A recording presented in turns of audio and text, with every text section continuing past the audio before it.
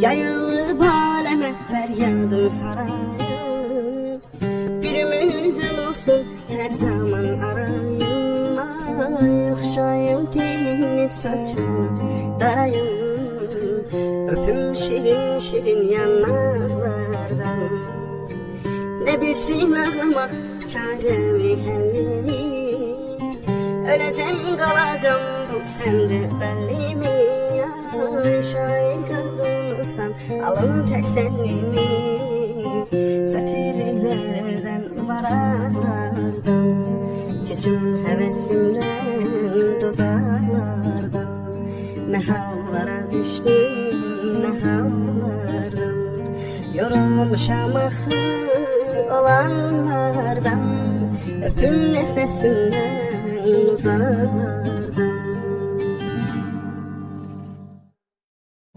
Yayılıp aleme feryadım harayım.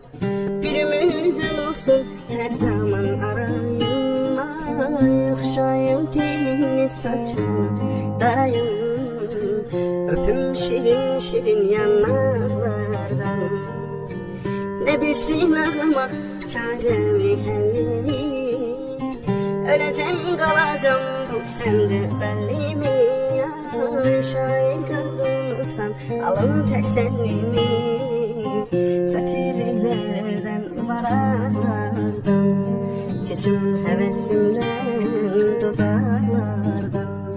Ne hallara düştüm ne hallardan.